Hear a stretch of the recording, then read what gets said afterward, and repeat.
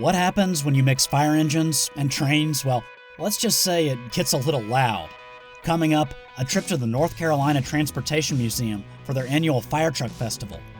We'll see old and new machines, plus the locomotives and special train that tours the East Coast, preparing our first responders for emergencies on the railroad.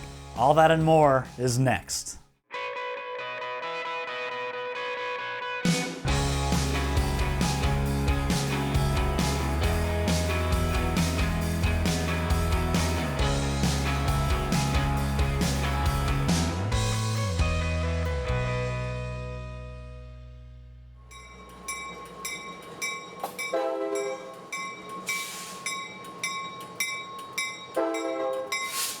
Train engineer or firefighter. Those jobs are probably on the top 5 list of what boys want to do when they grow up, but if you ask me, no matter how old you get, there's still something special about seeing a big locomotive or a clean red fire engine, and there's a lot of both at this event.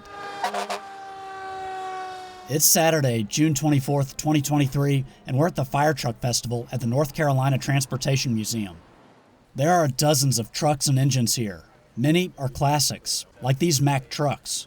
One of them served in Philly. That's a long way from here. My favorite is probably this Chevy. I'm a sucker for almost anything made by General Motors. And that includes 2 locomotives that have drawn rail fans from all around today. This Electromotive Division GP38-2, along with an SD60E, both wear striking paint schemes. The engines pull Norfolk Southern's Operation Awareness and Response train. The 2 locomotives and the specialized cars they haul tour the Norfolk Southern system, teaching first responders how to deal with emergencies on the railroad. I caught the train back in May of 2023 as it was heading to a training session in East Point, Georgia. The consist has special boxcars where first responders can take classes. They can also get on top of and even go inside one of the tank cars, in addition to getting their hands on various fittings and valves. Plus, they get to experience the inside of a locomotive, which is what we're about to do here at the museum. There's no doubt, number 911's paint scheme stands out from Norfolk Southern's traditional black and white engines, but inside, it's pretty standard. I will say, locomotives certainly aren't analog anymore. There are 2 screens right in front of the engineer, and the horn lever isn't as prominent as you'd think.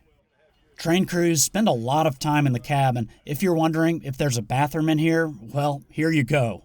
I feel sorry for whoever has to clean out this commode.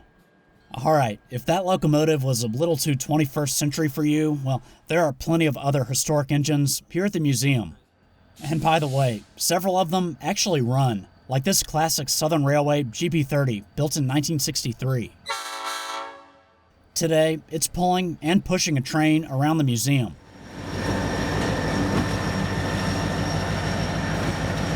They've also got other classics here like this EMD F unit, and this E unit that once pulled the Southern Crescent passenger train. Of course, there are also other forms of transportation here.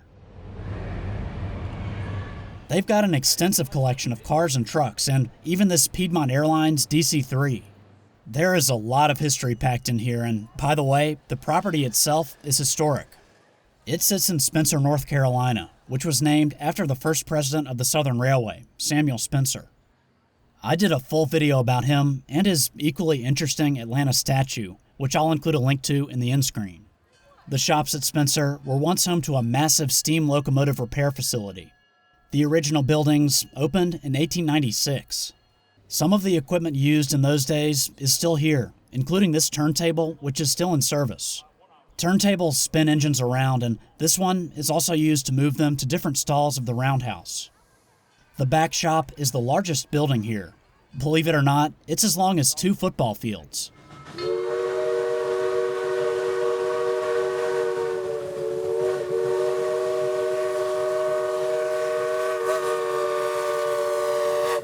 Steam locomotives were impressive machines, but they were maintenance intensive. In the early 1950s, the Southern Railway became the first major American railroad to dieselize. After that, they used Spencer shops less and less. The Southern would gradually donate parts of the property to the state of North Carolina, starting in the late 1970s. But the Southern Railway and its successor are still a big part of the museum here. And now, it was time for these special red, white, and black locomotives to put on a show. They're headed to the Roundhouse, where they'll be joined by a parade of first responders. 5642 would be the first to take a ride on the museum's turntable. Then, it coupled up to the OAR train. Next, 911 had its turn. Not quite as good as seeing a steam engine on here, but still really cool. And they'd probably want 911's engine and air compressor on for what was coming up.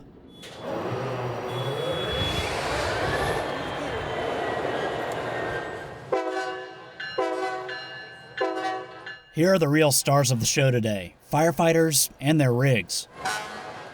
And now, it's time for these first responders and the railroaders to have a little fun. Let's face it, fire engines and trains are some of the loudest machines on the planet. So why not end today with an epic train horn and siren salute?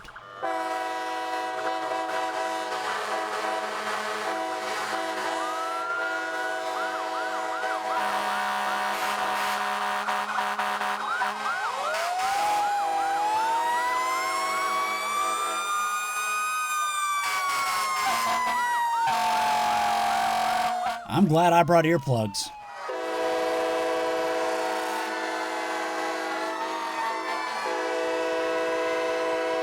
It was really amazing seeing both retired and active fire engines here. You can see how these vehicles have evolved over the years, but the folks who run calls on them have always been some of the bravest and most selfless people you'll ever meet.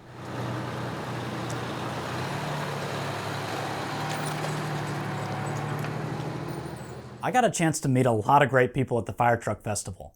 Volunteers at the North Carolina Transportation Museum, Norfolk Southern employees, and some of you guys too. This is an annual event, but if you can't make it, I'd still highly recommend visiting the museum when you can. I got tons of great footage and I just couldn't pack it all into this one video. Believe it or not, I was there for hours and I still didn't see everything they have on display, so when you're planning your visit to the museum, you might want to spend the entire day there. Anyway, that's it for now. As always, thanks for watching, and I'll see you next time.